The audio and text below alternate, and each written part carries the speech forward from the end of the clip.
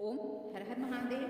आज मैं आप लोगों को संकट चतुर्थी के पूजा विधि और कथा एवं शुभ मुहूर्त बताने जा रही हूँ, जिसे कि माघ मास की चतुर्थी को संकट चतुर्थी भी कहते हैं। माघ मास की कृष्ण पक्ष की चतुर्थी तिथि को मनाया जाता है। इसमें बहुत धार्मिक परंपराएं भी हैं, जिससे कि गणेश जी की पूजा किया जाता है, चंद्र देवता का पूजा किया जाता है, शिव जी का पूजा किया जाता है, तो शुभ फल की प्राप्ति होती है। इसमें भ्रम बैठा हुआ है कि 6 तारीख को करें कि 7 तारीख को करें, तो 6 तारीख को मनाया जाएगा, क्योंकि 6 तारीख को ही चतुर्थी रहेगी और चतुर्थी में ही अर्घ दिया जाता है, इसलिए 6 तारीख को संकट चतुर्थी मनाई जाती है। संकटी चतुर्थी का धार्मिक महत्व अत्यंत गहरा है। संकटी शब्द का अर्थ है कष्टों से मुक्ति दिलाना। भगवान गणेश को समर्पित है, जिन्हें विघ्नहर्ता भी कहा जाता है। मान्यता है कि इस दिन श्रद्धा और नियम पूर्वक व्रत रखने से जीवन में जो संकट आ रहे हैं, मानसिक तनाव आ रहा है, आर्थिक परेशानी आ रही है, पारिवारिक क्लेश है, सभी दूर हो जाते हैं। भारत के कई हिस्सों में यह व्रत विशेष रूप से संतान की रक्षा के लिए, लंबी आयु के लिए, सुख समृद्धि के लिए, बच्चे की प्राप्ति के लिए मनाया जाता है। इस दिन चंद्र देवता को यानी चंद्रमा को अर्घ दिया जाता है। शाम को तो शुभ फल की प्राप्ति होती है। दूध में चीनी गंगा जल मिला के अर्घ दिया जाता है, जो कि 4 बार घूम करके कहते हैं, 4 दिया 4 बातें 4 चौक कराती, ऐसे बोल के अपना लट पकड़ के, अपना बाल पकड़ के माताएं जल 4 तरफा घूम के, अपने क्लॉकवाइज घूम के जल देती हैं और एक दीपक रख के आरती उतारती हैं, तो शुभ फल की प्राप्ति होती है। इस दिन गणेश भगवान को फूल माला अर्पित किया जाता है और पान के पत्ते विशेष रूप से चढ़ाया जाता है और सुपारी भी चढ़ाई जाती है। और सुपारी और 1 रुपये का सिक्का लेके और एक पान का पत्ता लेके, दुर्वा लेके और लट पकड़ करके अर्घ दिया जाता है, तो शुभ फल की प्राप्ति होती है। गाय का दूध होना चाहिए, जिसे चंद्र देवता को दर्शन करके गाय के दूध से उनको अर्घ दिया जाता है। इस दिन दुर्वा गणेश भगवान को जरूर चढ़ाना चाहिए, जिससे कि सकारात्मकता आती है और घर में सुख शांति आती है। पूजा के दौरान गणेश जी को तिल के गुड़ से लड्डू का व्यंजन बनाया जाता है, जिसे तिलकुटा चौथ भी कहते हैं। लड्डू का भोग लगाया जाता है। इस दिन तिल का विशेष रूप से महत्व है। इसे नकारात्मक ऊर्जा का प्रतीक माना गया है। स्वास्थ्य के लाभ के लिए तिल चढ़ाया जाता है। भारत के कुछ हिस्सों में तिल का पतरा बनाया जाता है, तो उसे उस दिन ऐसे चक्कू से काट दिया जाता है। कहते हैं कि बकरे की बलि देने से संकटों की मुक्ति होती है। तो इस तरीके से अनेक जगह अनेक परंपराएं निभाई जाती है, जो कि वो हम लोग नहीं करते हैं, कई कई जगह पे किया जाता है। तो इस तरह से धार्मिक परंपराएं कई जगह चली आ रही हैं, जो कि भगवान को पूजा करने के लिए किया जाता है।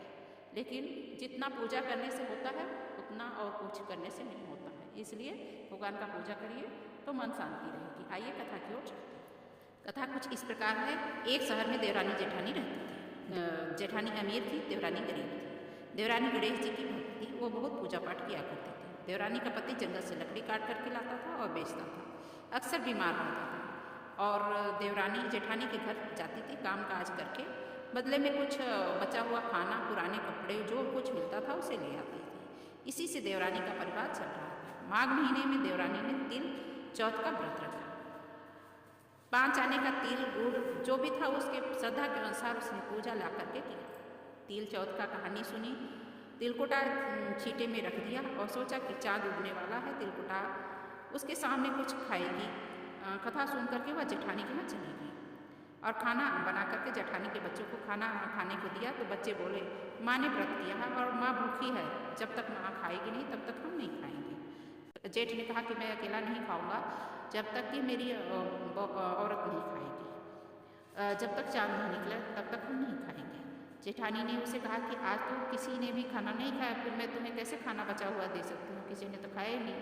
वह उसी तरह से चली। घर आई तो उसके बच्चे खाना मांगने लगे और बोलने लगे कि मम्मी कुछ खाना खाने को दो ना, सुबह से हम लोग कुछ खाए नहीं।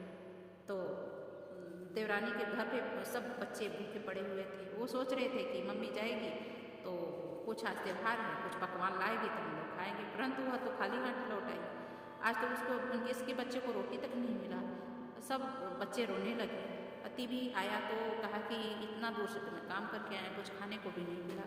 उसने भी अपना गुस्से में आके सो गया, क्योंकि उसको भी लकड़ी काट के आया था बेचारा, सो गया। और रोते रोते वो भी सो गई। गणेश जी की महिमा से गणेश जी की याद करते करते रोती रोती पानी पी करके वह चांद देवता को अर्घ दे के सो गए। उसी दिन गणेश जी देवरानी के सपने में आए और कहने लगे, ध्वनि मारी कि जो तुम सोई है उठ के मुझे कुछ खाने के दो ना, मुझे भूख लगी है। देवरानी बोली, क्या दूँ, मेरे घर तो कुछ भी अन्न नहीं है। जेठानी, बचा हुआ कुचा हुआ कुछ भी नहीं दिया है, आज तो मेरे बच्चे भी भूखे हैं।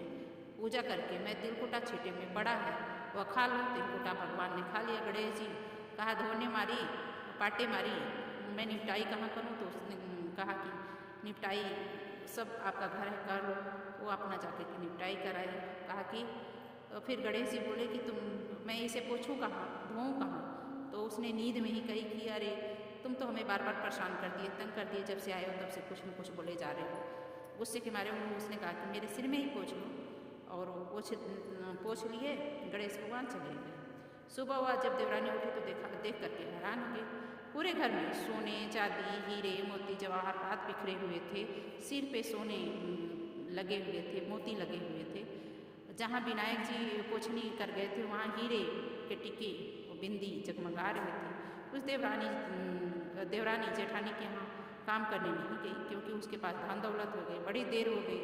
राह देखते देखते जेठानी ने अपने बच्चों को भेजा कि जा करके तुम अपने चाची को बुला लिया। बच्चे भागे भागे दौड़े दौड़े आए और कहा कि चाची चाची चलो ना मेरे घर काम करने के लिए। तो उसने कहा कि मैं अब नहीं जा सकती तुम्हारे घर, मेरे पास खूब धन गणेश भगवान की कृपा से हो गया है।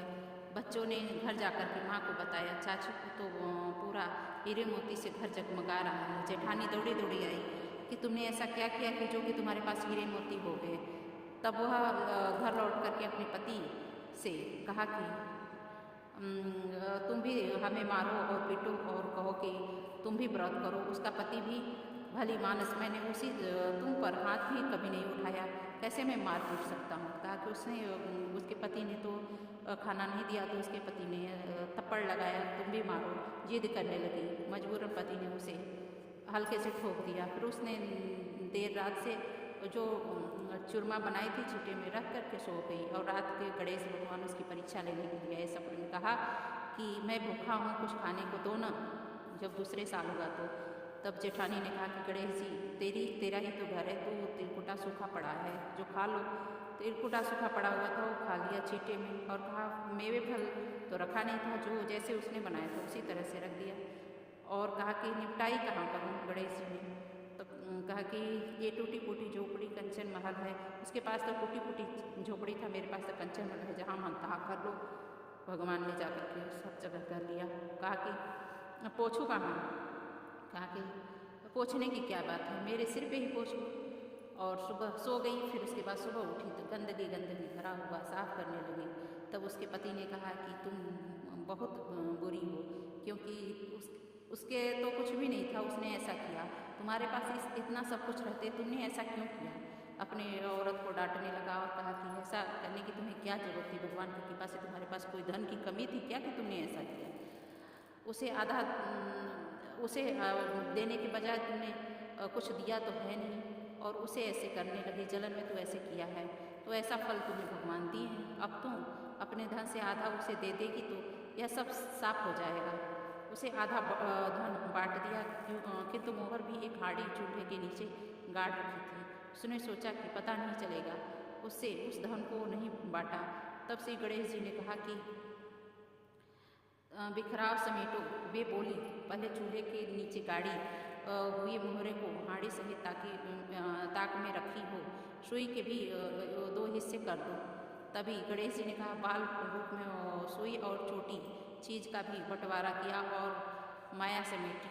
हे गणेश जी, जैसे देवरानी को दिया सब कुछ आधा आधा करवा दिया, उसी तरह भगवान सबको दें, और जो जैसा करे उसको वैसी सजा दें। जो देवरानी के साथ करे देवरानी को सजा दे, जेठानी के साथ करे जेठानी को सजा दे। भगवान जो दूसरों को सताए उसको सजा दे, और जो भगवान के सच्चे मन से पूजा करे उसको भगवान गणेश जी की कृपा प्राप्त हो। जय श्री गणेश जी।